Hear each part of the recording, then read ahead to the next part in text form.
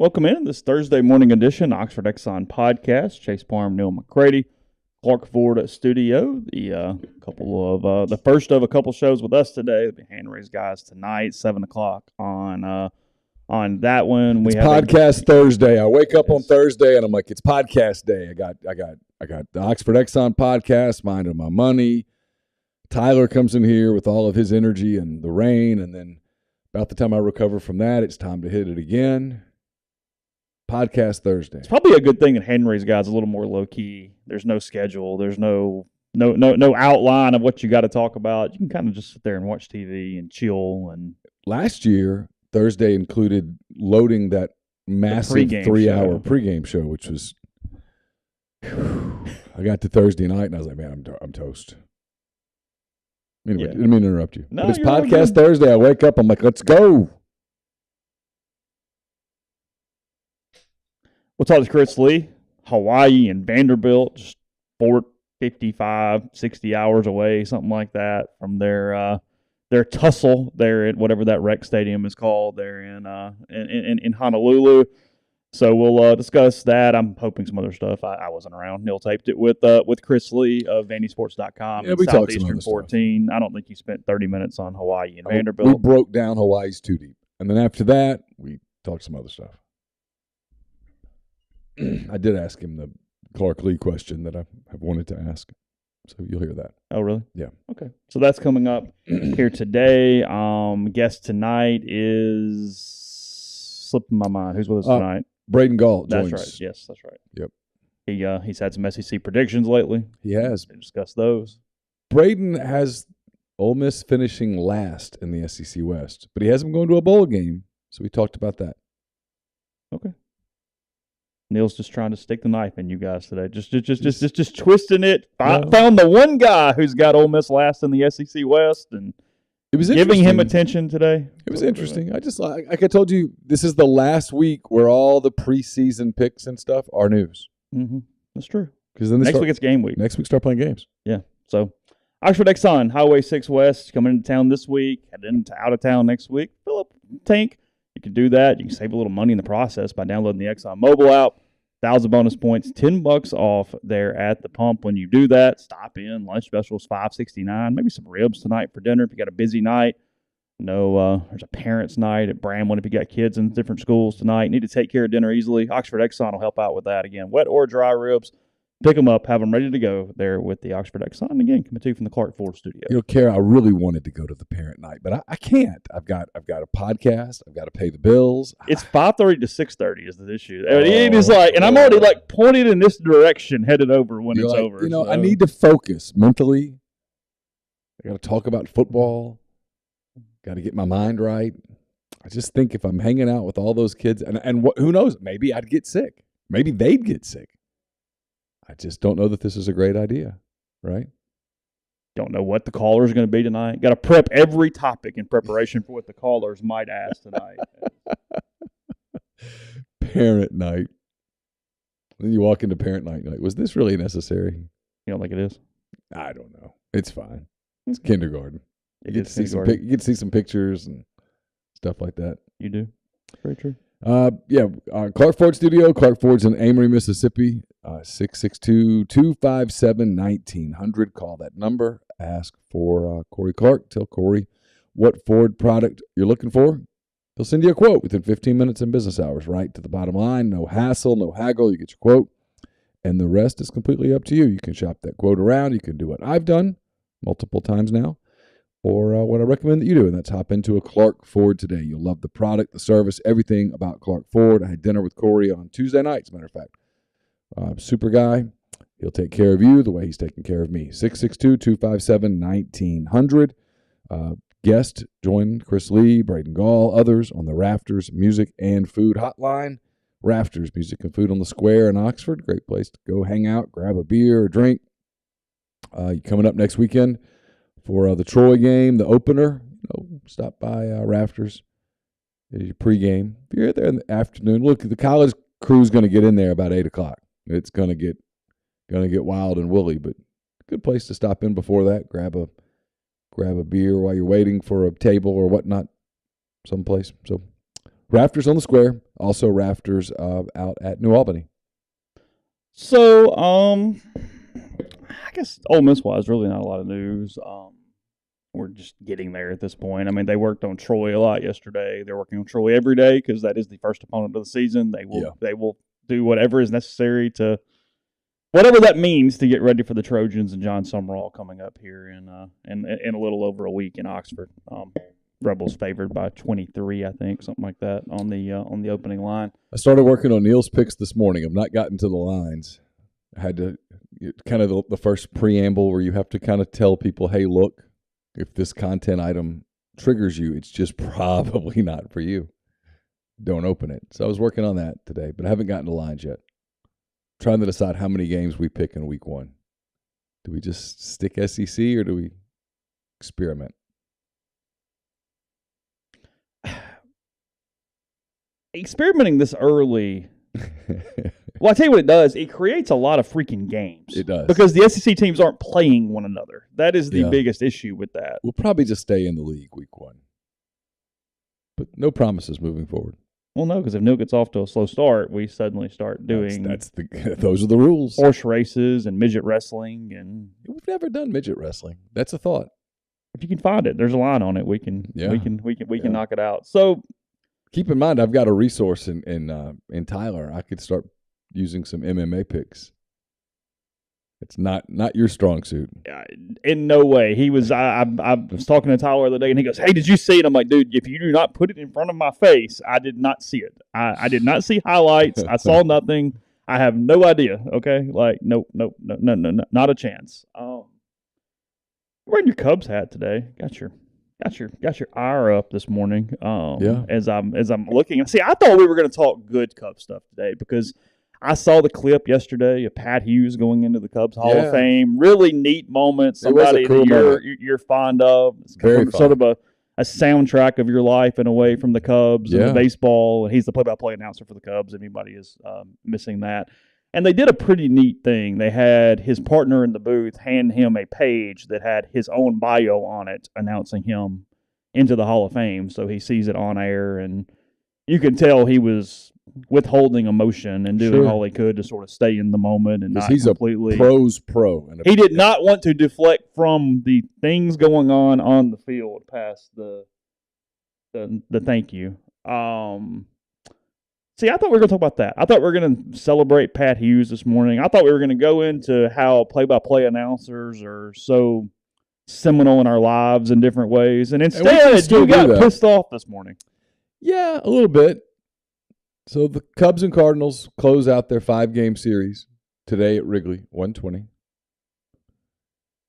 By the way, there's a Obvious Shirts has this green cap that has the Wrigley Field clock on it. Okay. Set to 1:20, and I cannot get it. It keeps. Oh, that's kind of cool. It sells out instantly. If anybody ever gets one, really, get an extra. If you ever get on, get 2 and send me one. I will pay you back. Anyway, 1:20 today, and the Cubs put out this tweet, and I don't like it. You're frustrated. It bothers me. I can't find the exact tweet. But they're honoring, they're going to recognize Albert Pujols and Yadier Molina today. 2 guys who are supposedly retiring at the end of the season. This is the Cardinals' last game at Wrigley for the season. Why did you use quotation marks there? Because neither guy would shot me if they just decided to come back for one more year. I mean, what happens if Pujols finishes at 699 home runs? Does he come back to hit one more? You really think you might do that? I don't know. He's like at 694 right now. Why are we recognizing those 2 guys? I mean, I'm fine with bringing them out there, putting them on the field, and then like opening up a fire hose or something. That's cool. Throwing things at them. Whatever. But we're supposed to clap? I'm supposed to applaud Yadier Molina at Wrigley Field? Why? For what? For you did nothing. Well, they do that thing sometimes, like when I guess Chipper and Jeter did their last rounds, everybody would give them the gift as they made the last the last deal. I'm fine with both of those guys. That's not what we're talking about. Chipper Jones played for the Braves. Well, the Mets gave Chipper something. Well, that's Same thing. Mets can do whatever they want to do. I'm against the Cubs recognizing Cardinals on the field. No. Why? Is he going to get like a standing ovation? What's it going to look like? I mean, I'd boo. I'm not standing up and applauding Yadier Molina at Wrigley Field. Why? He never did anything in a Cub uniform. You're celebrating that he's gone finally. He was an antagonistic player. Why am I applauding Albert Pujols at Wrigley? He never did anything in a Cub uniform. Why am I cheering for Albert Pujols? Recognizing his greatness? Okay, fine. Yeah. I mean, I have no problem with like their last at-bat. A few people stand up and go, hey, you did good. Congrats. But we got to have some thing where we give them gifts and stuff. What's that about? You think we're going to give them gifts? I'm sure. We'll probably give them something from the scoreboard. That's what the Cubs typically do. Is it really? And I have no problem with like some guys. But those two guys? No. Why not Adam Wainwright? While we're just sticking it to our own people, why not Adam Wainwright? What's Chris Carpenter doing these days? Yeah, Bring him back and let's. I mean, what's next? Ozzie Smith Day? Well, I told you. I mean, you think they're going to go when? Let's see. You think they're going to recognize Ryan Sandberg at Busch? I'm going to guess not. You don't think they ever did that? Not that I remember. Is this a new thing? A little bit. This is that new everybody loves each other deal. I actually was listening to a Cubs broadcast the other day. Joe Girardi, who got fired in Philadelphia, was in the booth, and he said he didn't like it, and I was with him. Maybe this is a generational gap. Girardi's kind of my age. Mm-hmm. They were talking about so that I can be an equal opportunist. Tell me what you think about this. Christopher Morel, the Cubs rookie, who only played like 20 games at AA or higher. They called him up, and he's had a really good season. Okay. Young guy, happy guy, smiley guy, like him. Fine. He comes to the plate for his first appearance in a Cubs Brewers game on Saturday. Okay.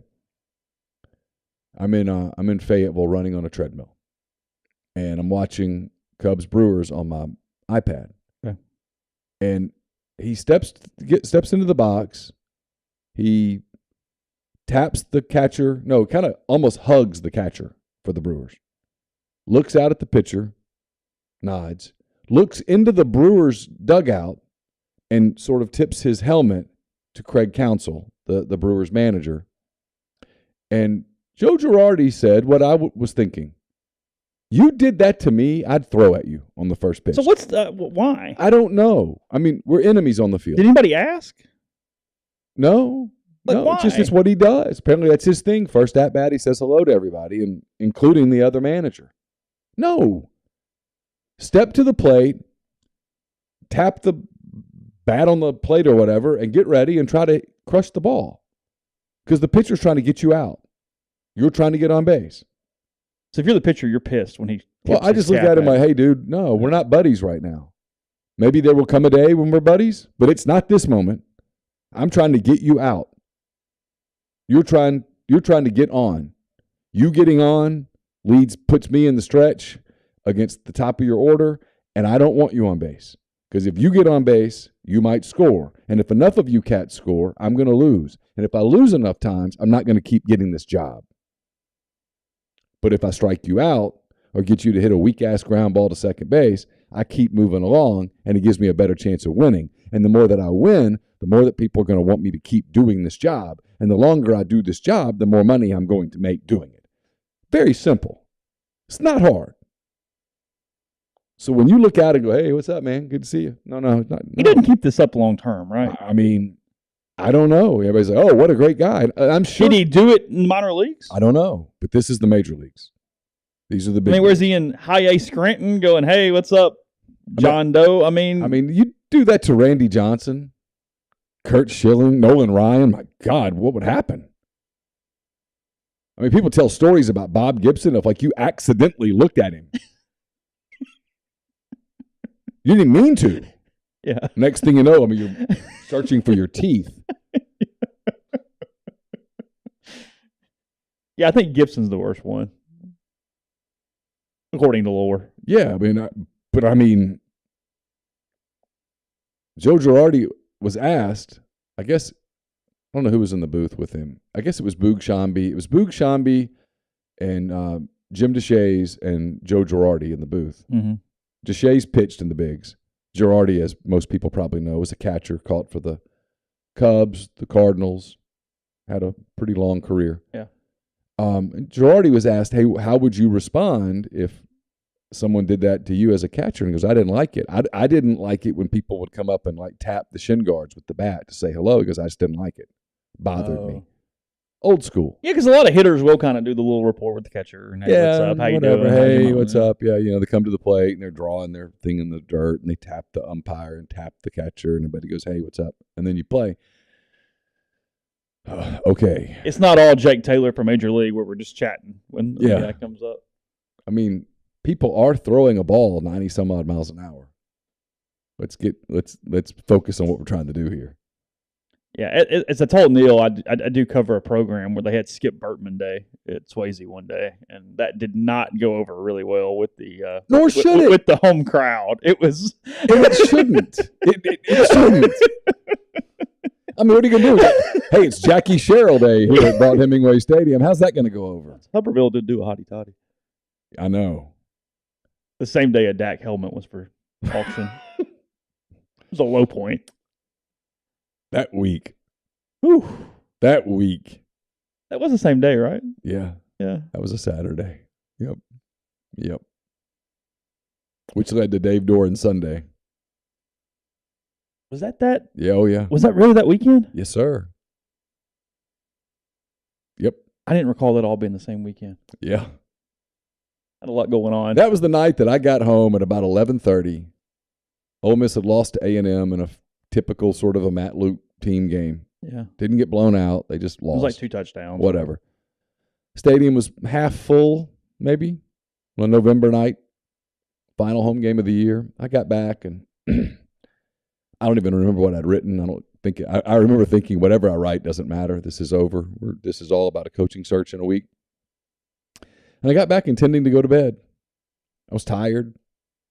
I poured just a little bit of bourbon just to kind of chill for just a minute, thinking I'll be asleep within 30 minutes. Went to bed about 4. Literally got call after call after call. Didn't have to call anybody. People were calling me. 31-24 Aggies. Yeah, about right. Kind of a typical game that year. Just the stadium was dead. You were like, I know where we're headed. Turns out I did not know where we were headed. Because if you had told me that night, Matt Luke's going to get the job on a permanent basis 1 week from tomorrow, I would have said, you're out of your mind. It's so funny looking back because we know what that day was. Frankly, we know what the Arkansas day was when we talked. We actually mentioned it yesterday with Jeff Long being upset when he left after a Razorback win.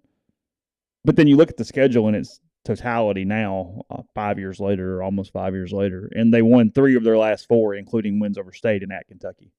You know what I mean? It's like this weird thing where, I guess my point being, when somebody looks at this 15 years from now and goes, oh, well, that's how Matt Luke kept the job. It's like, no, actually, that's not how Matt kept the job. Narrator, that was not. Yeah, you need to talk to somebody who was around for that one. That is, you can't just look at the schedule and go, oh, wow, they got better. Nope, that wasn't it.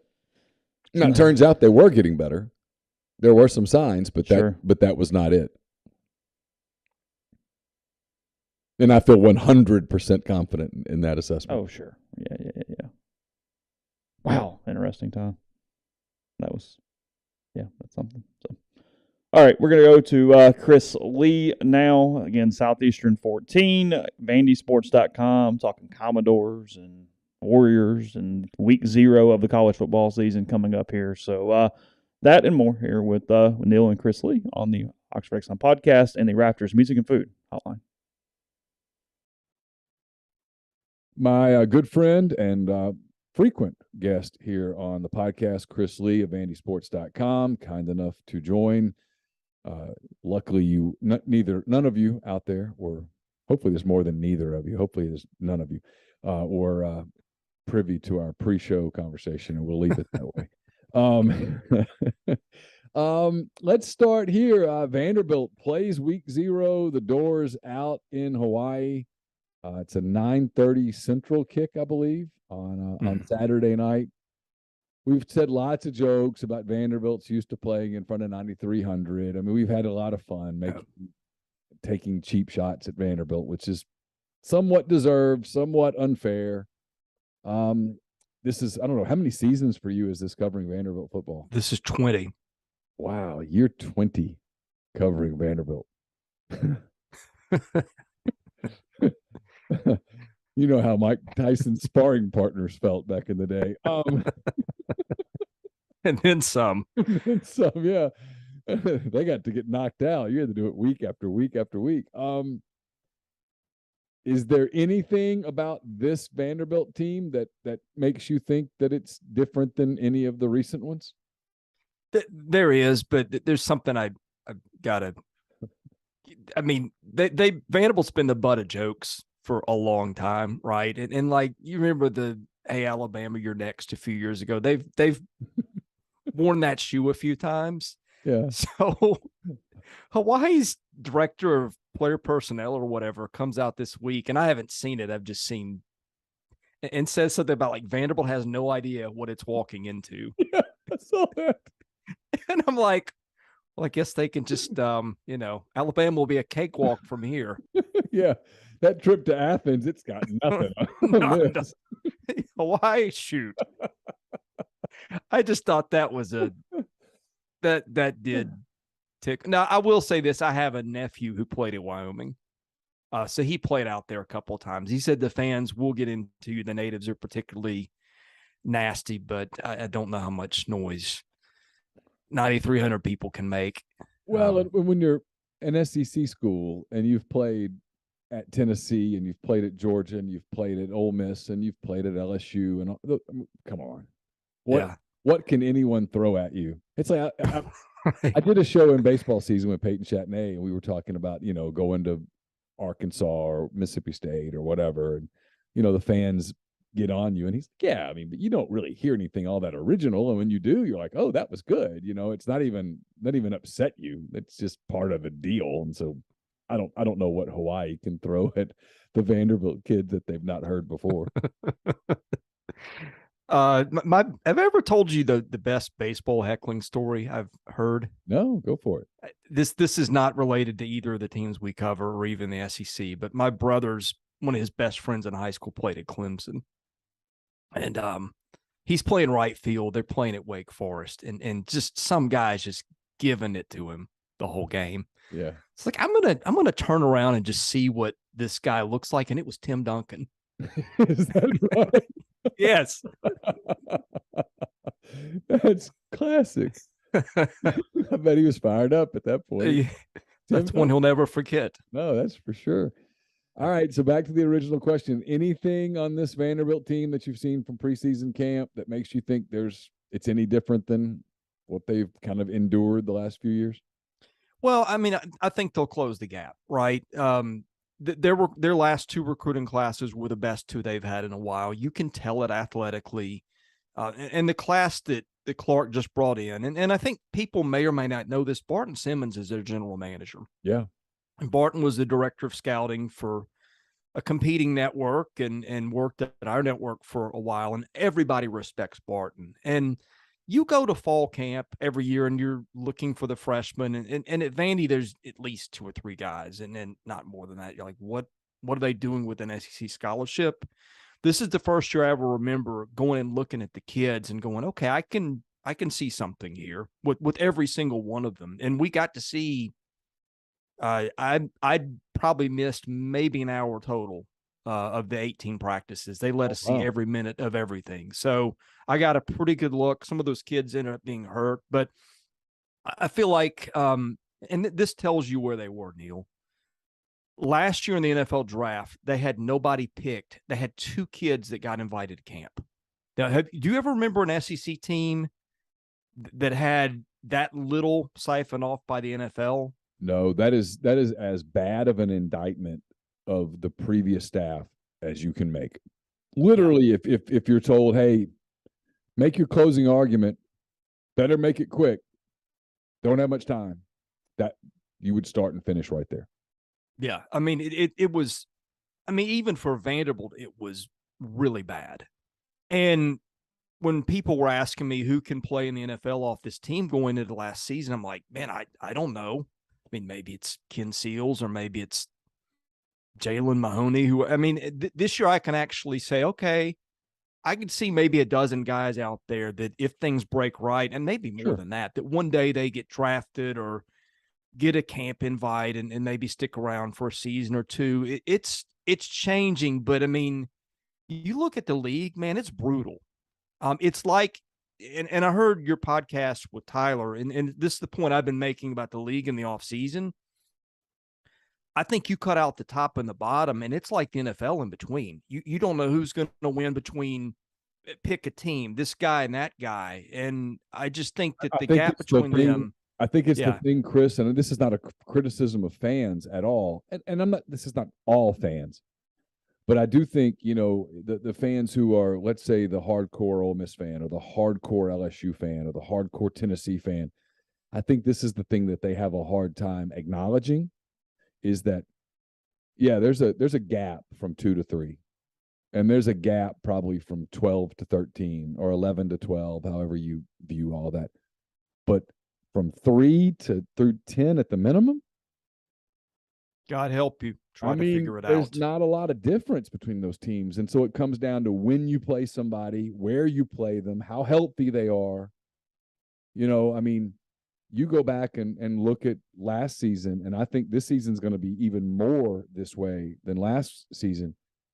Like the Ole Miss Tennessee game, the Ole Miss Arkansas game, the Tennessee Kentucky game, the Arkansas Auburn game. We just go on Mississippi State Auburn. All of those games were like weird games that swung on a play here or a play there, or came down to a final play, or went to overtime. Arkansas LSU, LSU Texas A&M. I mean, we did this all season with these games last year, and I think it's going to be even more pronounced this year because I don't think, especially if you buy the South Carolina hype at all, I don't think there's a tremendous gap from 3 to 12. There's a gap, but I don't think it's this cliff. No. And that's the thing that Vandy's up against is that the middle and the even the bottom middle, or even the bottom of the league, the gap between them and the league has gotten bigger in the last few years. Now I think they'll close it. I don't know that I would not pick them to win an SEC game this year. They could get some in September. In fact, I think they'll probably get the first 2. Which would be a big step for them. But I do think that the day where you can just walk in and sleepwalk through a game and beat them by 3 or 4 touchdowns is coming to an end. I don't know if it's going to be this year, but I think the way they're bringing in talent, and I think they'll bring a good bit of stability to that program too. I think in a couple of years you'll start to see a difference. If it's this year, I don't know. That might be a little soon given what they've got to bite off. Yeah, Ole Miss catches Vanderbilt on a weird spot on the schedule. It's a trap spot, no question. I don't know where it falls on Vanderbilt's schedule, but for Ole Miss, it's after Kentucky and before Auburn, and I expect Ole Miss to be 4-0 when September ends and they bring Kentucky in the first day of October. And if Ole Miss wins that game, they're going to be 5-0, ranked probably 9th, 8th, somewhere in there nationally, and have that Auburn game right around the corner, and it would be easy to kind of overlook Vandy. I thought Ole Miss kind of not overlooked Vandy last year, but they weren't particularly fired up for that game, and Vanderbilt scared them. So, I had my hot take in the middle of the summer that Vanderbilt's going to win an SEC game this year, and Chase makes fun of me, and he's probably right that they won't. But there's just kind of something that tells me that, like you said, that I guess because I'm a Clark Lee fan a little bit, I really like the culture that you can tell he's trying to instill in that program. When you tell me that practices were open to the media, it tells me that he wanted you all to see that. so that you're a conduit to the fans, so that you all are saying, hey, look, we're not there, but there's progress. So I don't know. Maybe I don't think Vanderbilt's beating Ole Miss before anybody thinks that I'm saying that, but I just kind of think they maybe surprise somebody late. Yeah, that game, Vandy's got a shot, like I said, should be 2-0. And then Wake comes to town, I'm guessing without Sam Hartman, their quarterback, which makes it maybe interesting. Wake is not athletically, Wake is not out of Vanderbilt's league, I don't think, based on what people have told me. I don't know how Wake recovers and if Hartman doesn't play. And look, I don't expect them to win that game either way. Sure. But it started to get a little traction of, hey, what if this and what if that? And then, if they win that one, they go to Northern Illinois the next week. I happened to be at a Northern Illinois game last year watching my nephew play, and that's hardly an intimidating environment. I mean, Dari Noqua picked him to go 4-0 this week. I would not go that far. You still have to squint to see it, but it's more plausible than it was, maybe a few months ago with the Hartman injury now. And so then they get Alabama, and then you're just going, well, if they don't just get completely humiliated and their conference shattered. I mean, and that's what happened to them back, what was it, in 2017? I think they were leading the country in scoring defense coming into that game, and then Alabama and Georgia beat them up so badly they set an SEC record for points given up in a season. I mean, that's the stuff that can happen to you when you're Vanderbilt. I do think this cast staff will have them more prepared for something like that, and certainly they went through a lot of that a year ago. But that'll be the situation coming into Ole Miss, is they'll just get off that run of probably their four most winnable games. Then they have the soul crusher at Alabama, then a bye week to get ready for Ole Miss.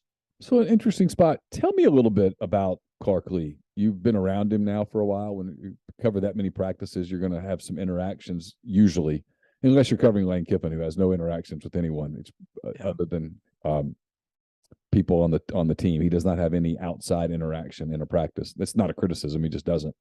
What's Lee like? I really, really like the guy. He has been maybe the easiest coach that I've had to deal with that I've covered in any sport. He and Tim Corbin.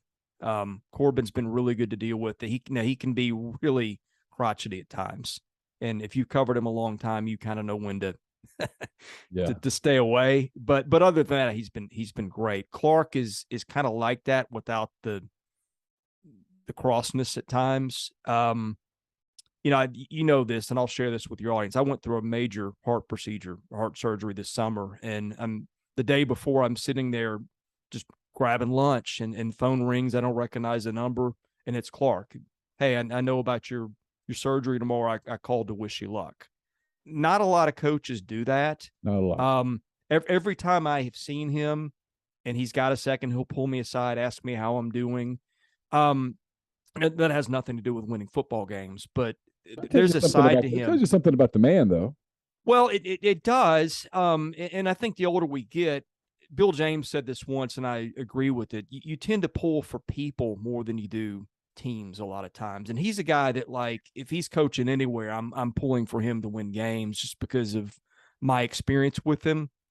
The media thing, it's kind of a blessing and a curse. You're like, you get the schedule and you say, well, all practices are completely open.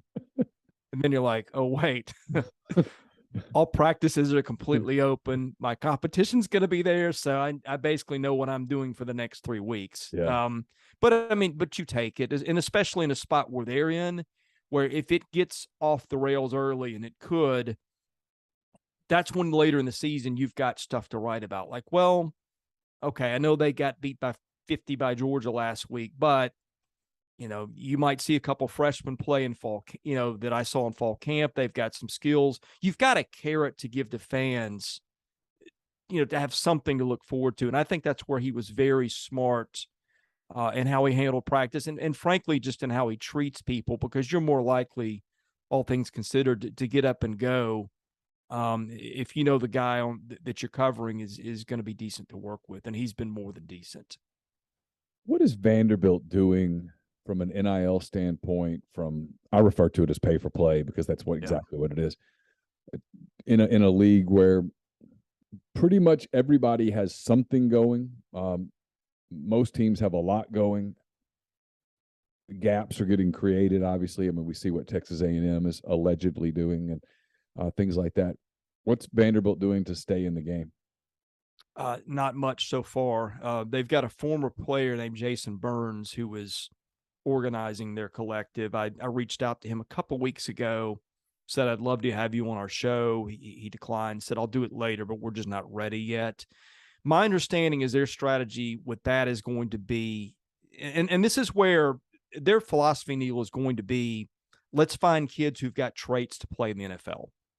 In other words, if that means you need to be at least 6'2" to play linebacker and run a 4.65 40 or whatever that is, they design their recruiting around that. And so the kids they get athletically, they may not be as developed as the kids Alabama and Georgia and Florida are going to get, but they think that with the frame, with the speed, they can get there.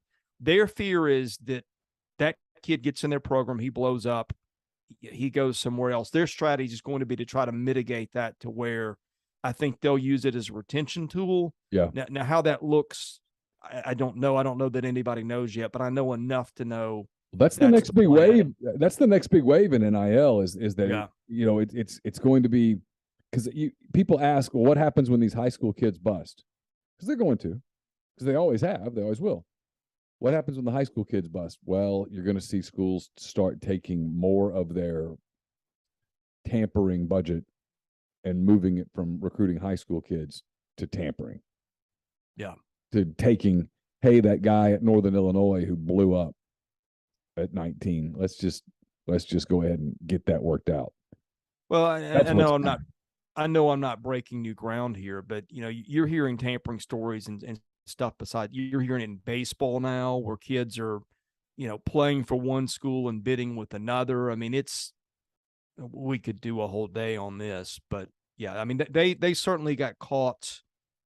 I mean, here they are. They're finally doing the stadium stuff that everybody has talked about for years. They're putting, I don't know, $300, $400, maybe $500 million into facilities. And just when they announced that the game has changed and it's this now. What are they doing long term with that stadium? Anything? Yeah, they're doing a lot. Okay. And this is just Vandy being Vandy. When you start announcing you're spending a bunch of money for sports, and especially if you're the chancellor, there's a faction on that campus that doesn't think you should spend anything for football beyond, your kid's flag football budget. But so he's got to be careful with that. But what it's going to look like when they're done with it, the open end zone is going to have, according to them, they're going to have the country's largest practice facility for men and women for basketball. That's going to have premium seating on the outside. It's going to be a huge building. They'll have some stuff there for food prep, for concessions. I think they'll up their food game, which in Nashville is a really good idea given the places you can eat there. Sure. The close-in zone is going to be knocked out, and they'll have a football-only building there with weight room, all those things. And I think the stadium capacity is going to be somewhere between 30 and the 40,300 or whatever they are at the moment. I think it'll be probably right in the middle. I think they'll add a little bit of seating elsewhere, but it's going to look dramatically different with two pretty big athletic buildings in each end zone, and they'll have a lot of premium seating through there. Now, across the street, I don't know if you've walked there in a while, Neal, but they've got a little driveway or a little road that goes behind that runs by the baseball stadium along the right field foul pole. They're going to shut that street down entirely, and their athletics building is on the other side of that street, not far from the road. They're going to build that up to 3 or 4 stories and maybe build it out a little bit, and then behind that, they're going to have a whole new indoor practice complex and some other stuff with the fields. But it's going to be a pretty massive undertaking. I don't think they're going to be done until 2025, and I don't think they're going to start most of it until the last game of the season has been played this year. All right, speaking of the season, give me a quick scouting report on Vanderbilt. I liked the quarterback, Wright. What I saw of him late last season, kind of saw some flashes of a guy that can do some things. What about the rest of what are the strengths? What are the weaknesses? I think they're going to be a run-first team. Wright is a 10, 800-meter guy, and the problem with him was it was all straight. They've taught him to run a little sideways and evade tacklers. I think that's going to be their identity. Now, throws beyond 10 yards are going to be a struggle for him. He can hit the short ones. They'll have a lot of slants and dump off to running backs in the playbook, which is smart. And I think they're good enough to win 2 games, their first 2, just with that. They've got a running back named Ray Davis that I really like. I think he's got a chance to be an NFL draft pick, can do everything from catching the ball to pass blocking, can run over you, has got surprising speed. If you're doing an SEC fantasy football draft, that might be a little good sleeper pick for your audience, because I think my guess is if they can block anything, he'll have 1,000 combined yards by season's end, and that'll include some catches. They've got a good number 1 receiver in Will Shepherd, at least good for them. They're developing some depth there. The question is the offensive line. They're starting a freshman at left tackle. Otherwise, 4 returning starters, which helps. Defensively, they're going to be faster in the back 7. They've got a kid named Ricky Wright, who was at one point an Ole Miss commit, he's had trouble. I don't think he's a bad kid, but he's lost both parents. He's been suspended. He's out all kinds of stuff. I think they were going to just find a way to get him in the lineup. They have. They added Kane Patterson from Clemson, who played some meaningful snaps there at linebacker. They got a corner named Jalen Mahoney, who's a safety that I like. I mean, they've got some guys. It's not what the rest of the league's got, but it's closed the gap. And I think what they want to be, Neal, I think they're going to run the football more than they throw it. Maybe hope to bust some huge plays. And I think defensively they'll be faster. And their thing is they want to swarm the ball. And they've done this in practice. I had a really hard time identifying who made tackles, because one guy would get a ball carrier and there'd be 6 or 7 other guys that just would form a big pile up.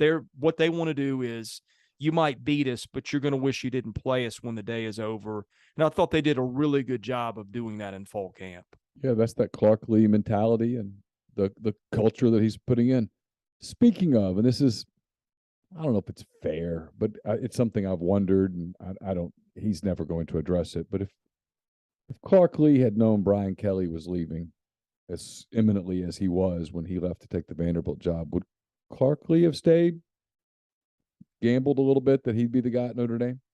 I've never heard one way or the other. I mean, look, if it's me or you, then of course we would have done that. Sure. But having said that, Vanderbilt's where he played. I covered him as one of the first teams I covered.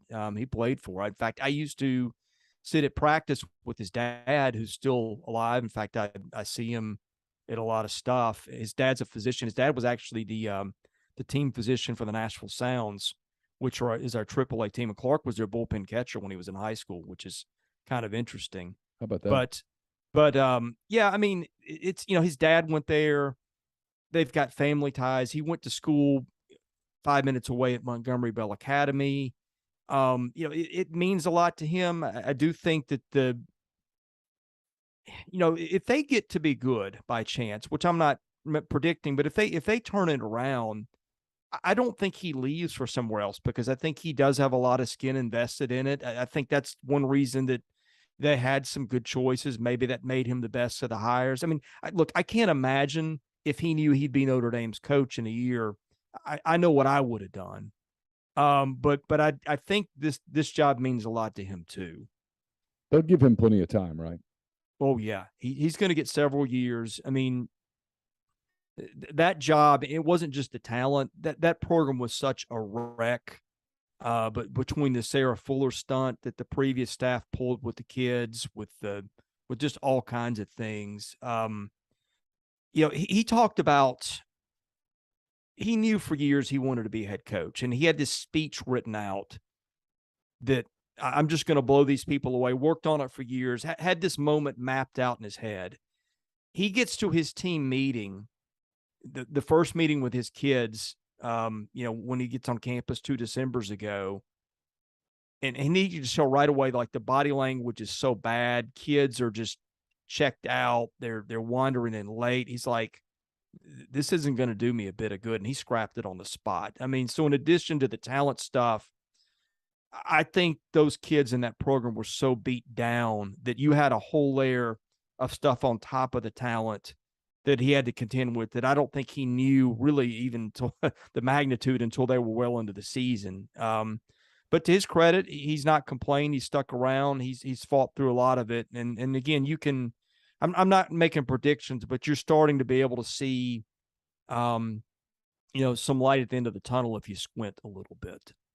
What are your thoughts on the league as a whole? Week away for everybody else. What are you kind of looking for other than Alabama and Georgia, dominant programs that have won the last 2 championships and appear to be ready to compete for another one? I think it's fascinating. Outside of those top 2 programs, I think the A&M thing is going to be really interesting. Like every year, when's the last time we went through a year where a coach didn't get crushed by the weight of expectations? I mean, you've seen it happen at Auburn, sure. Tennessee. You saw it happen last year at Florida. That's kind of my thing, is like which school in Auburn would be to pick for that is going to be the school that has that happen, right? And A&M's one that I wonder, like, with all the talent, there's all those expectations. Like, what happens if they go 7-5 or 8-4? And again, I'm not picking it, but somebody's going to lose a couple games they're not expecting to lose. Like, how does that go for Jimbo Fisher? Because like you probably don't fire the guy given the expectation that all that talent can maybe win you the whole thing the next year. But fan bases tend to get a little crazy in this league, and so that's that whole thing with A&M. I think is worth watching. I think both programs in the state that you cover are interesting. Ole Miss, so I want to see how the quarterback thing resolves. And of course, they're going to have a running game, which they don't usually have. State has got, man, so many returning guys, both sides of the ball. They've got a quarterback who's, now very well ingrained in that system. They'll throw the heck out of it. They can play a little defense. I think both those schools are interesting. The thing with Brian Kelly at LSU, and I think in the East, Neal, it's like, who's number 2? Because I think Tennessee's been the popular pick, but defensively, I don't know. Kentucky is reloading on defense, but that's their identity. They've got a potential NFL quarterback. I mean, the battle for second over there, I think, is really interesting too. Hey, last thing, and appreciate your time. On the Wednesday podcast, we were talking about the Los Angeles Angels, the Oakland A's, whether those teams leave those markets. Artie Moreno's putting the Angels up for sale. Nashville's long been talked about as a potential market. I think you and I have talked about this before. Is there any momentum at all in Nashville that you think is legitimate, palpable, whatever, to eventually land an MLB team? I'm not as bullish on it as a lot of people are. The thought is, and I happened to talk to a guy that's part of the ownership group just by happenstance a couple of weeks ago. And of course, he was optimistic they could get a team. His thought was Nashville's got a shot to get the Rays one day. I think the thought is that Oakland will end up going to Vegas. Yeah. So that would be their best shot. But I mean, look, we've got pro football, we got hockey, we've got a soccer team that's drawing a ton of fans. I just don't know that between that soccer stadium is super cool, by the way. Yeah, I've not been in it yet, but everybody says the same. Parking is a nightmare from what I hear. Yeah. But yeah, I mean, I just, to me, it's, the market's a little too saturated. The funny thing is I grew up here, and that was like the sport that everybody said, when we get a sport, it's going to be baseball. And you had the minor league ownership group try to position itself to that. It just never happened. So it's kind of weird sitting here knowing we've got 3 major league teams and none are baseball. But I don't know. I just think there seems to be a lot working against us. And I'm not sure that ownership group is the most organized either.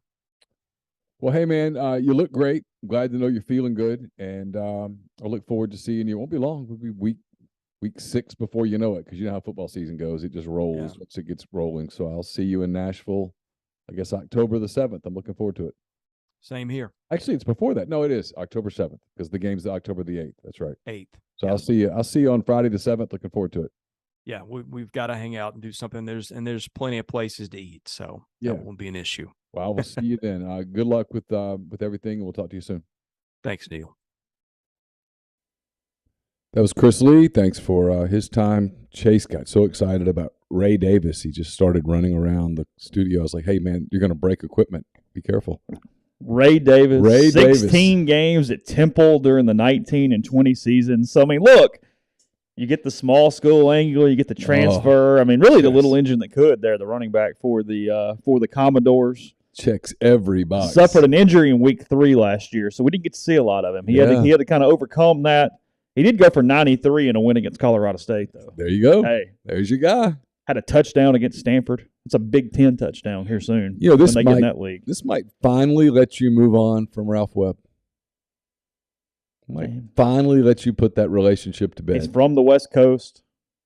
It's a lot there. Trying to make it work. And went from San Francisco to Temple. Yeah. That was a haul. Yeah. Kind of the opposite of the Fresh Prince, you know? not a huge dude. 5'9", 205. I mean, it's just Wears glasses. just something you could try on. Saturday night, you can turn him on. It's not the worst idea for you. Just give him a shot. It's speed dating. You get a quarter, see what it looks like. Hey, break a couple tackles, go for a couple runs, get around Hawaii a little bit. Yeah, I know. Ray Davis. The false bravado of Hawaii, though, is kind of funny. It's great. Like, what are we doing? They don't know what's coming. Well, they get beat by Georgia every year. They have a clue. I mean, you're not going to freak them out. No. I mean,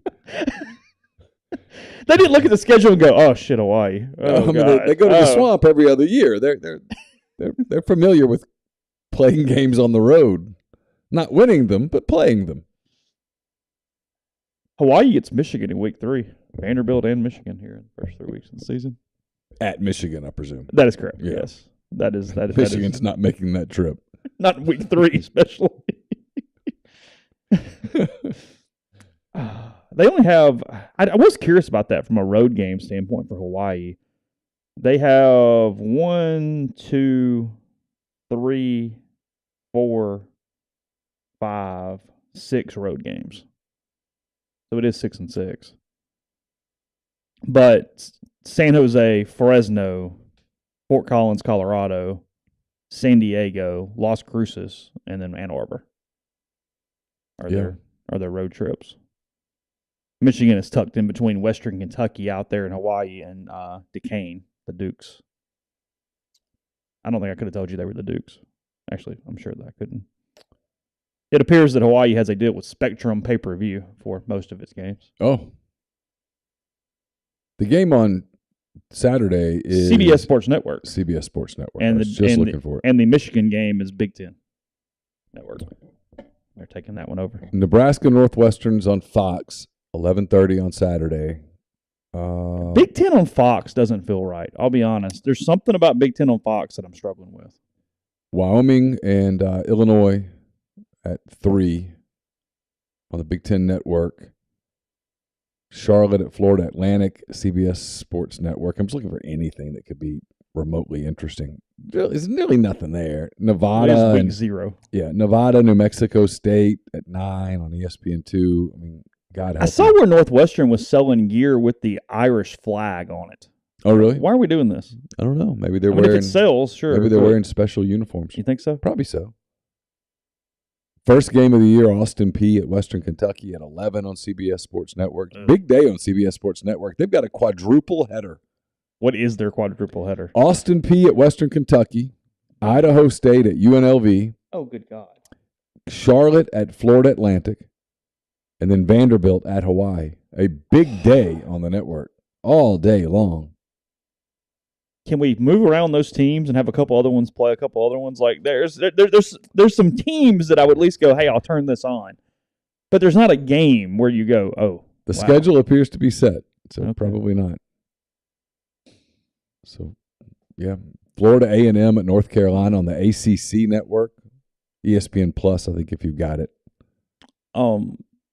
Patrick Beverly was traded last night. Does he still get your dander up when you hear his name, or have we moved on? I mean, I think what he did probably cost the Thunder a title, and I thought it was cheap, but there's nothing I can do about it anymore. So, or I could do ever. I guess I'm kind of over it. Yesterday it was more. Well, speaking of, he is now a teammate of one Russell Westbrook. Yes. At least for now. Whether Westbrook actually plays this season remains to be seen. Yesterday was more about Chet Holmgren and where that was going. A season that I was really looking forward to kind of got dampered a little bit. It's not that I thought Holmgren would win games. I didn't think that at all. In fact, I thought him playing would help them lose games. But I was looking forward to watching his development over the course of his rookie year. And now it looks like he's going to miss the entire season. So that takes some of the fun out of the upcoming season. Gets hurt in a Pro-Am game hosted by Jamal Crawford. Not the best situation. Yeah, and the floor wasn't dry. There was a lot of humidity. The floor was wet. There's no sign that led to it, but come on, let's be real. They stopped the game in the second quarter because of humidity. Yeah, I mean, the face of the NBA was at that game, LeBron James. In fact, Jason Tatum was there. Holmgren got hurt defending LeBron James. I mean, look, there's two things. One is that if you're I think this might lead, and I heard some people say this yesterday, this might lead to some NBA personnel saying, hey, these games, you guys make too much money. There's too much going on. You just can't go play in these games anymore. And if you do get hurt in these games, we're not on the hook for your contract. And then the second thing is this is the thing that you always worry about with guys like Holmgren. And look, it's possible that it was a freak injury and that he'll come back and he'll be the guy he once was, right? But you always worry about tall, skinny guys and their feet.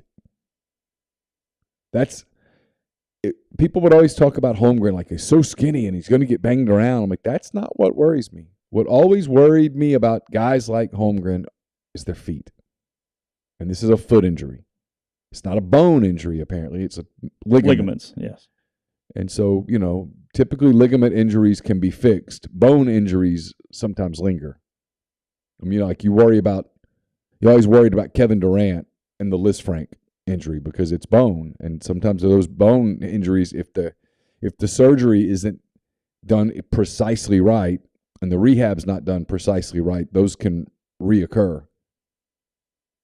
So the ligament thing will probably be all right, but him missing a year, I don't know, just kind of puts a damper on the season to a degree.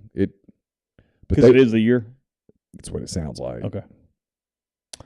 Just to cap a story we did talk about a couple weeks ago, Vanessa Bryant, wife of Kobe Bryant, was awarded $16 million from L.A. County as a result of the deputies and firefighters taking and distributing photos at the scene of the crash that killed Bryant, his daughter, and other people in 2020, early 2020. I'm not surprised. I mean, we talked about what we would potentially do with what we knew about the case. I thought it was an interesting case because the photos were never made public, so it does put somewhat of a limit on distribution as far as how that went. But just taking them and showing anybody would be cause for a punishment there. So I'm not surprised by the reward that was given out, I don't think. Feels like it is one of those also punitive ones to make sure we don't get down a slippery slope moving forward should anything similar happen. I remain absolutely shocked that those photos did not become somewhat mainstream. Stunned. That was the argument for the firefighters and policemen to go, hey, they're not out. I mean, right. What do you... I'm surprised. I'm glad she won. I'm surprised she won. You are surprised she won. I really am. I think the more because it just their argument, which was there was no emotional damage. They didn't get out. You didn't even see them.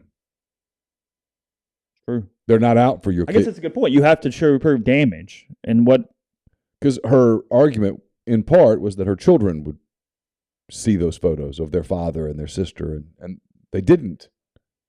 But the fact that they are potentially out there. And they were taken in non-working functions. It was iPhone photos. It wasn't like, hey, we just took the camera, whatever they do in that. Right. It wasn't just evidence photos. It was right. literally people snapping photos on phones. Because, obviously someone has to come out there from the investigation and take photos because there's going to be lawsuits. Oh, sure, of course, yes. There's going to be litigation. Yeah, official photos are just part of the deal. Right. But those photos are court sealed. But the fact that they were out there with pulling out their iPhones and taking photos while on the job, and then those photos did get spread around the department, they ruled that that was worthy of a settlement. What do you think? Because my initial first blush is that I don't like it. What's your thoughts on the MLB schedule next year? They're going to play every other team in Major League Baseball, and they are cutting down the number of games inside your division. Right. And for me, I believe baseball thrives because it is a regional sport where you're worried about your division, your rivals, and the teams you play. I don't like minimizing that to spread it around. I understand the point. I get it. Typically, I would have no problem in any sport doing this. I think it's the most, quote, fair thing to do. But in baseball, it's a little bit different for me in that I would rather have more Braves Mets. I'd rather have more Yankees Red Sox. I don't really need for there to be the Red Sox Padres game just for the heck of it because we're spreading it around. Yeah, I think I'm with you. I get why they did it. You want Shohei Ohtani to play in every park. Sure. That's how you grow the sport, if you will. That said, if you're a fan, I like the fact that we play the Cardinals, we being the Cubs, 19 times. The Pirates, the Reds, the Brewers. It leads to some animosity. Yeah, sure, people. You get tired of those guys. Well, now if I'm only playing the Cardinals 12 times, am I going to get as tired of them? Is that going to minimize the rivalry a little bit? Because, look, at the end of the year, you look up and you're like, well, we lost the division by 2 games. We went 7-12 against St. Louis. Well, there it was. There it is. Or, hey, we won the division by 1 game and we went 13-6 against the Cards, and that's why we did it. I like that. Those games feel bigger. I mean, look, it's, the college version of that for people who are not Major League Baseball fans is that there's a big part of my book is about Ole Miss and Arkansas being tired of one another. Mm-hmm. And it's because they played so damn much relative to college baseball over the last 2 or 3 times. It was like 18 times. Yeah. And it's like, God, no, we're just like, there's no secrets. You're just dealing with them over Right. and over and over and over again. And in baseball, you get that with every division rival. So you are locked in when it's Braves, Mets, and Nationals and Phillies. And hey, that's who we hate. That's our people right there. I mean, it's completely that. So I don't like. It's why I see Adam Wainwright take the mound. I'm like, oh my God, him again? Yeah. But that's good for the sport. That's good for a rivalry. When Yadier Molina steps to the plate, I'm like, man, I'm so sick of this guy. That's you're facing Yadier Molina 80 times in a season. He's just constant. I mean, that's good. And now you take that away. Now the games don't seem to mean as much. On the flip side, if you're using the Cubs as an example, there's a better chance that the Angels are coming to town, that the Mariners are coming to town. You're going to get to see Julio Rodriguez. You don't normally get to see him. Stuff like that. It's good in the park. It's not as good outside the park. Yeah. That's the answer.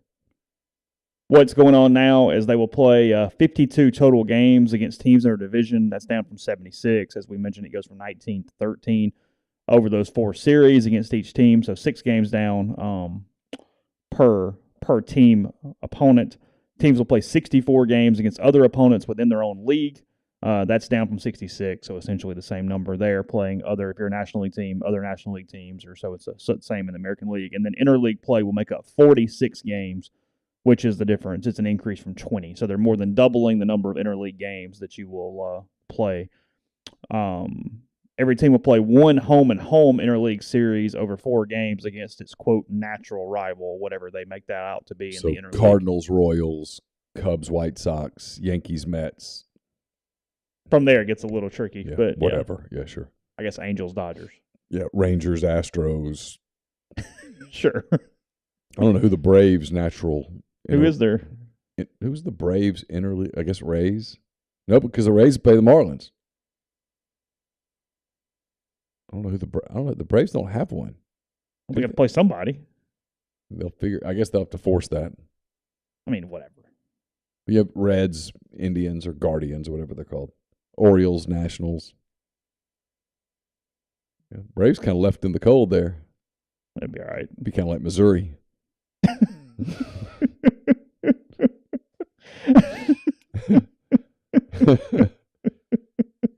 Gabe got a mailbag question. What's the one decision that what's the one thing you change about Missouri? And he goes, they're in the wrong league. Did he really? Yeah, he did. Yeah, and he said it didn't go over particularly well.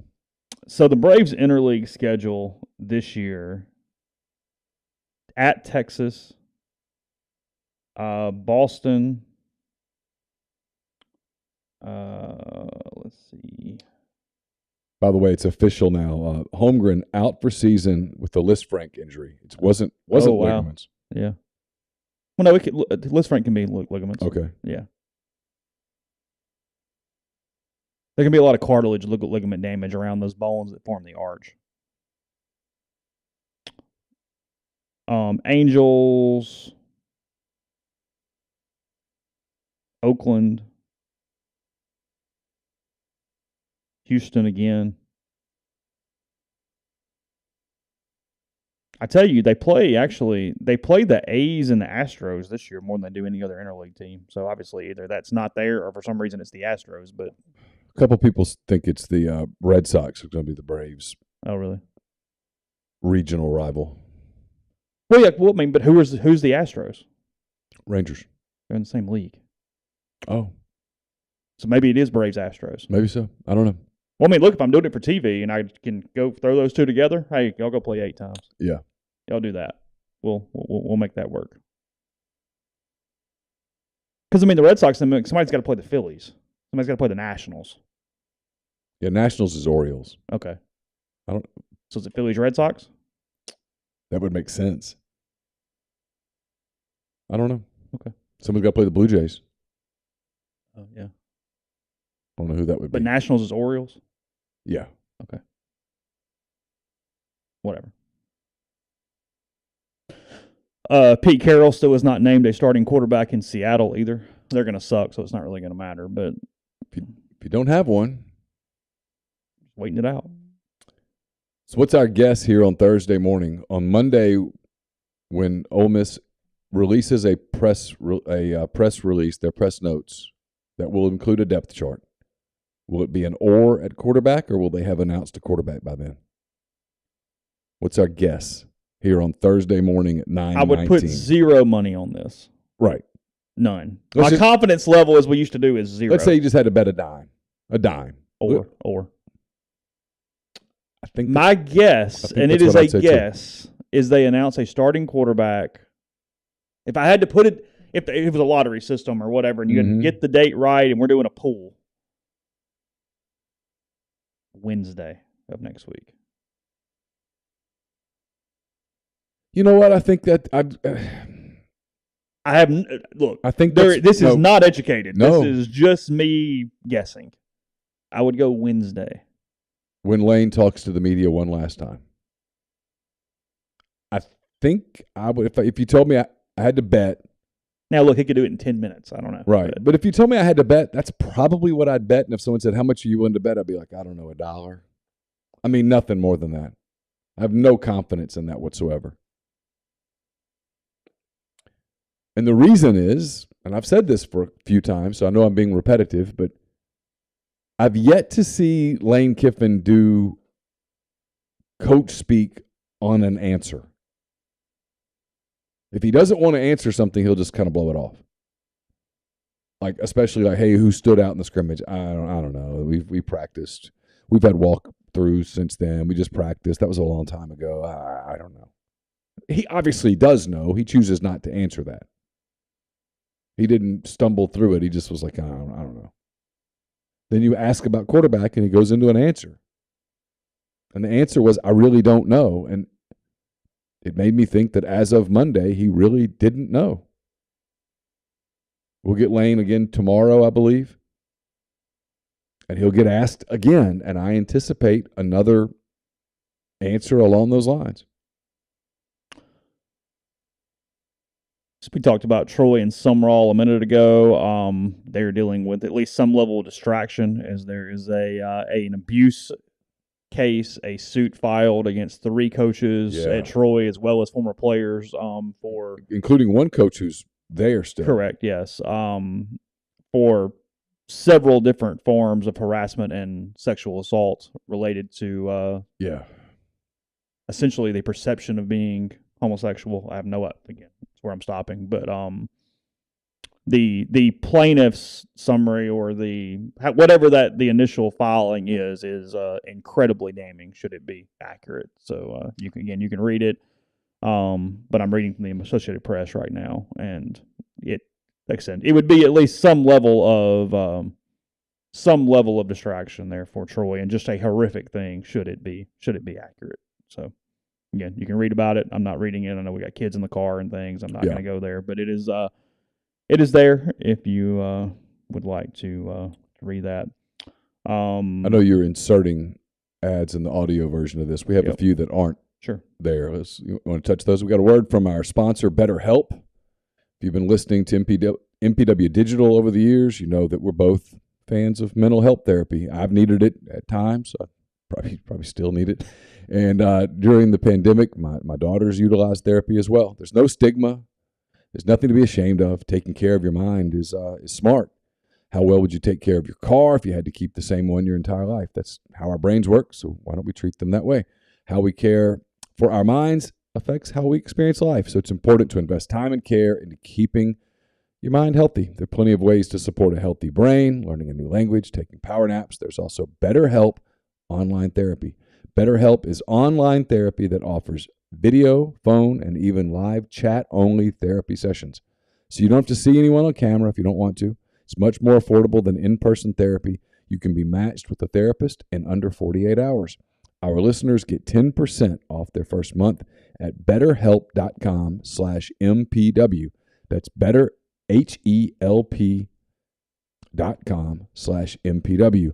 Our friends at Blue Delta Jeans are excited to announce they'll be hosting Mustache the Band Friday, October the 14th for the Square Jams after party. Come out to support the Rebels on the Oxford Square at Square Jams, then complete your night at the Lyric with the folks from BDJ, the world's most powerful 90s country party band.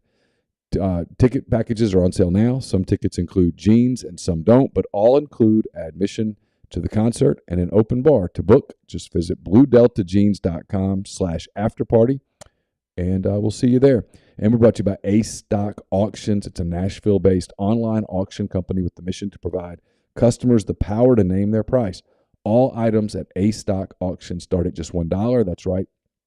Every item starts at just $1. Shop now at acestock.bid or download their app. Name your price on thousands of items from big-name retailers. Ace Stock Auctions has multiple locations around Nashville that offer local pickups, so don't miss out. Want it, bid it, win it. Let's see. What's our topics tonight? What are our games on? What's our setup? I was just looking to see what we have in terms of games this evening because I was wondering myself. There's no college games till Saturday. The first one, as I mentioned, is Austin Peay and Western Kentucky. Looking to see if we have any NFL. We have 2 NFL games tonight. I don't know which ones are on television. Oh, NFL Network. We have Green Bay at Kansas City at 7 o'clock tonight. Yep. And then on Prime Video, which we also could get. Yeah, I've got Amazon Prime in here. If I don't, I'll make sure Carson helps me hook it up. Niners at Texans. Which is So Packers at Chiefs tonight. Packers at Chiefs, but I'll get the other one on. Got that. 4 preseason games on Friday night, including Seattle at Dallas on NFL Network. Got some pro football on Saturday as well. Will that get you at the NFL Network at 5 o'clock on Saturday? It's a preseason game. Is that going to get you? Bengals Rams. Yeah. You in? Yeah, they've been practicing against each other all week in Cincinnati. Yeah. So you got the Saturday TV games in the NFL. Jacksonville at Atlanta, 2 o'clock on the NFL Network. As Chase just mentioned, Rams and Bengals at 5 o'clock on Saturday. Yeah, I'm in on that for sure. I saw Dolphins-Eagles canceled their practice today. Any idea why? Yeah, no, I saw they canceled a joint practice today. Then there's 2 Sunday games. The Battle of New York, Giants and Jets at noon on the NFL Network. And then CBS with the nationally televised preseason game, Detroit at Pittsburgh. I'm going to guess that Detroit has some more interest this year because of Hard Knocks. Well, no, that definitely brings people into their stories. Sure, yeah. They're fun. The Lions are this really fun team from Hard Knocks. They've got really cool stories. The 2 coaches going at each other at practice who are best friends is so funny. I was laughing throughout it. Aiden Hutchinson is a really good story. And then Dan Campbell. The guy's he's great. I wonder what level of Hard Knocks is the reason that his Coach of the Year odds continue to get better. He opened at plus 1,600 for NFL Coach of the Year, and those odds are down to plus 1,000, and they haven't played a game. Yeah. I wonder if that is literally people betting on the Hard Knocks guy. I think it's that, and I think it's if you kind of follow that arc on that team, you could see late last season they were playing a lot better. Losing, but they were playing better, a lot better. If they just had a little better quarterback. That's the problem. I mean, it's Jared Goff. I mean, it's what he said yesterday. Even if they had a Kirk Cousins, I'd go, hey, okay. Yeah, sure. Sure, I can try to get there. I can make that work. But I just have a hard time making it work here. Yeah, Leif said, just read the Troy thing. I wish I didn't. I read it and said, I'm never reading that again. Yeah. That's why I did not say it over air. But no. If that's your son, you want justice. So tonight, hand raise guys, 7 o'clock. It's got a busy day. There'll be plenty on MPW Digital as the day moves on. Right about Cedric Johnson here in a little bit. We'll have coverage at rebelgrove.com. In the meantime, as Ole Miss is barreling toward game week. Again, Troy and the Rebels 9 days away. It's a 3 o'clock start on that Saturday against Troy. What channel is that on? Ole Miss and Troy is SEC Network. Is it SEC Network? Yeah. The game's next Saturday. Sam Houston's at Texas A&M at 11 a.m. on SEC Network. Oregon and Georgia at 2:30 on ABC. Cincinnati and Arkansas at 2:30 on ESPN. And then Troy at Ole Miss at 3 on the SEC Network. Okay. And then there's a bunch of games that night. Okay. 2 Thursday games next week when we do hand raise guys. Yeah, that's right. So I'm kind of starting to feel football. There will be something on Saturday that gets some interest. You got the Ireland Big Ten game, and then Vanderbilt and Hawaii, and some stuff in between. So we'll get there. Don't forget McCready and Siskey, powered by Rain Total Body Fuel. We're going to do that around 2 o'clock today. So come and help me control Tyler, or just let Tyler be Tyler. We'll go from there. Talk to you tonight, guys. Take care. Have a good day.